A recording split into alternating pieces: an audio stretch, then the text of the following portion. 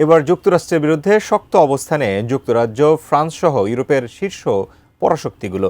Donald ট্রাম্পের সিদ্ধান্তের প্রতিবাদে কূটনৈতিক চাপের পাশাপাশি সামরিক প্রস্তুতিও শুরু করেছে ইউরোপ। ট্রাম্প পিছু না হটলে স্থল, আকাশ ও সমুদ্র সব পথেই কঠোর জবাব দেওয়ার স্পষ্ট বার্তা দিয়েছে তারা। কিন্তু হঠাৎ করেই কেন এমন উত্তপ্ত হয়ে উঠল ইউরোপ? আর কেনই বা মিত্র রাষ্ট্র যুক্তরাষ্ট্রের বিপক্ষে দাঁড়াতে বাধ্য হলো ইউরোপের শক্তিধর দেশগুলো? বিস্তারিত আরিফ হাসানের প্রতিবেদনে।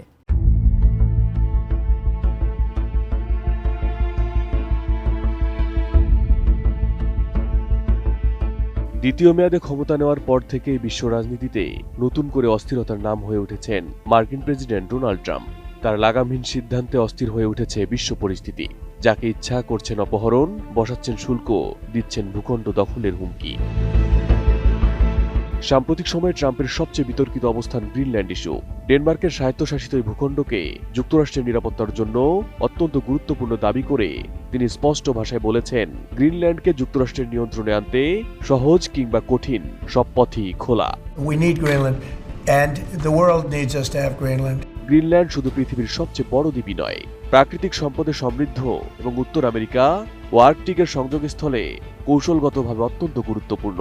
ক্ষেপণাস্ত্র হামলার আগাম সতর্কতা ব্যবস্থা, নৌ চলাচল নজরদারি সব ক্ষেত্রেই এর গুরুত্ব অপরিসীম। এ কারণেই দীর্ঘদিন ধরেই যুক্তরাষ্ট্র সেখানে সামরিক উপস্থিতি বজায় রেখেছে।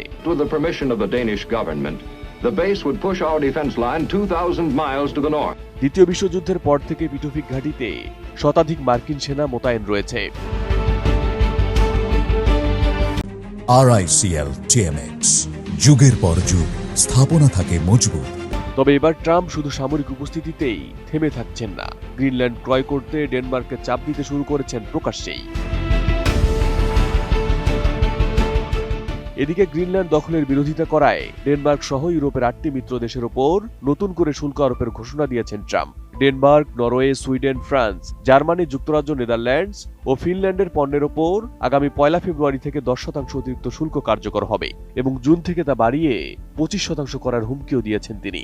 ট্রাম্প স্পষ্ট জানিয়েছেন, গ্রিনল্যান্ড বিক্রির চুক্তি সম্পূর্ণ না হওয়া পর্যন্ত এই শুল্ক বহাল থাকবে।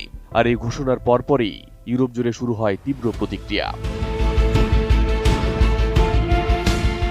যুক্তরাজ্যের প্রধানমন্ত্রী কিয়ার স্টারমার ট্রাম্পের এই পদক্ষেপকে সম্পূর্ণ ভুল সিদ্ধান্ত হিসেবে আখ্যা দেন। কোনো ধরনের ভীতি প্রদর্শনে দমে যাবেন না বলে স্পষ্ট জানিয়ে দেন ফ্রান্সের প্রেসিডেন্ট ইমানুয়েল ম্যাক্রো।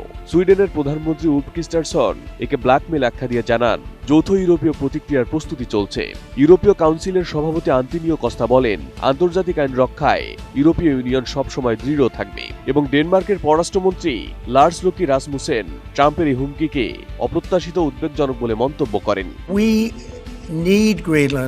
গ্রিনল্যান্ড ঘিরে উত্তেজনা শুধু বাণিজ্যিক নয়, সামরিক দিক থেকেও মারাত্মক সংকেত দিচ্ছে। ডেনমার্ক সতর্ক করে বলেছে, যদি সামরিক শক্তি প্রয়োগ করা হয় তবে ন্যাটোর ভিত্তি নড়বড়ে হয়ে যাবে। কারণ ন্যাটোর ইতিহাসে কখনো এমন নজির নেই যেখানে এক সদস্য রাষ্ট্র অন্য সদস্যের বিরুদ্ধে শক্তি ব্যবহার করেছে।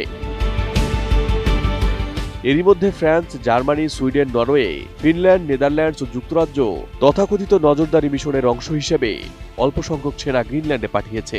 ম্যাক্রো ঘোষণা দিয়েছেন, প্রয়োজনে স্থল, আকাশ ও সমুদ্র সকল পথে সকল প্রকার সামরিক সরঞ্জাম মোতায়েন করা হবে।